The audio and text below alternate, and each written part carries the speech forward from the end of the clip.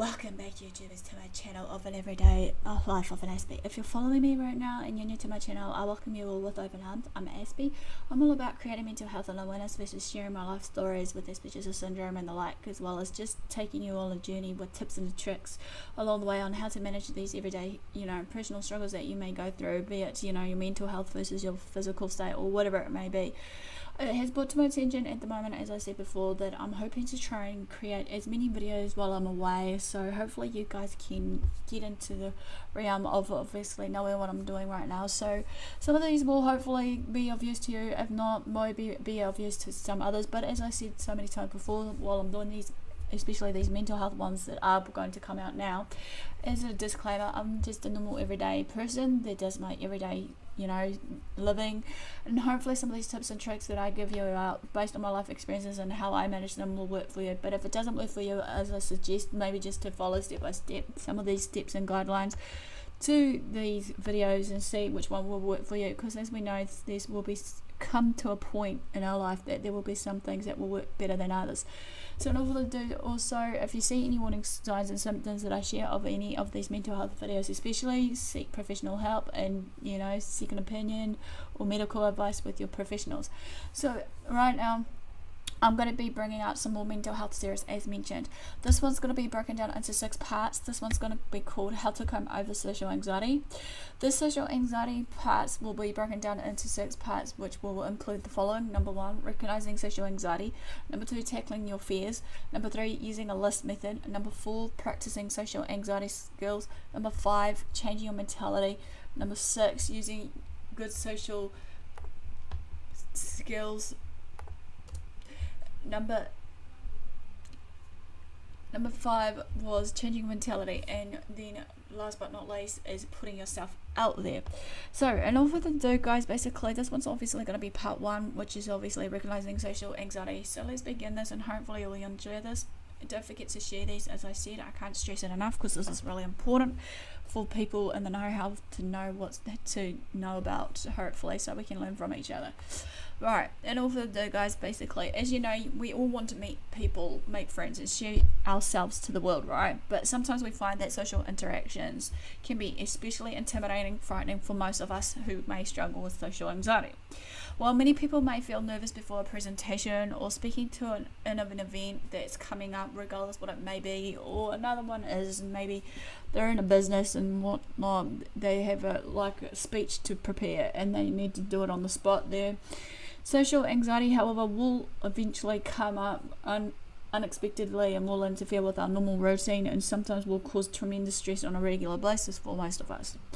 You may constantly doubt your social adequacy and worry about what might happen if you have received a negative evaluation. However, although therapy can be very useful for people who suffer from social anxiety disorders, there are many number of techniques you can try to combat your anxiety without professional intervention, which I am here today to hopefully give you these tips and tricks along the way.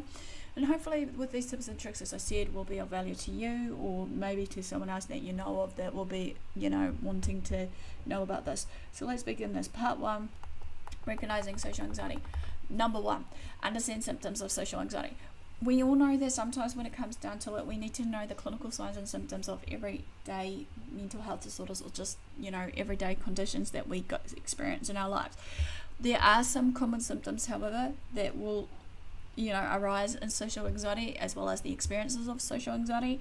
Some of these, also can be, for these symptoms, similar to people that have been through it so many times before. But the common markings of anxiety disorders, however, will include the following, just to bear in mind: excessive self-consciousness and anxiety in everyday social situations that generally others would not find overly stressful.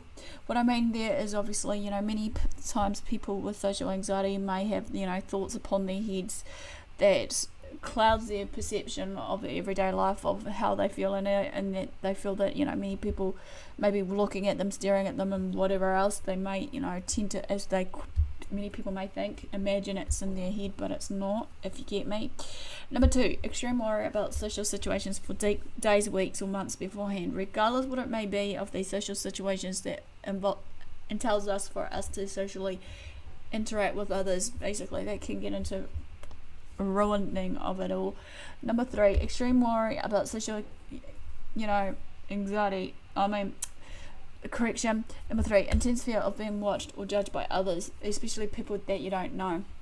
As we know, basically, sometimes with people with social anxiety, it can grow further into agoraphobia, which means that we tend to just avoid every social situation and every social, basically, not situation of social interaction with the people around us.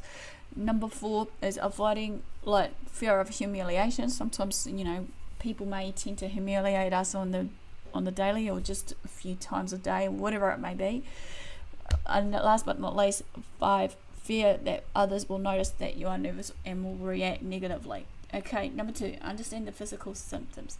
Okay, as a given, obviously, for most things, we need to know the signs and symptoms, regardless what it may be, So it pays to, as I said before, look out for them, know how to treat it or manage it. However, even though you got to remember with some things, it's not a quick fix by the snap of the fingers. However, you need to bear in mind that within this, that we need to get moving.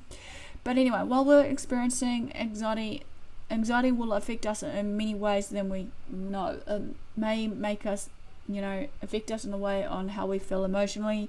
Then our body will create triggers to clue us into how we're actually feeling. People with social anxiety may experience the following.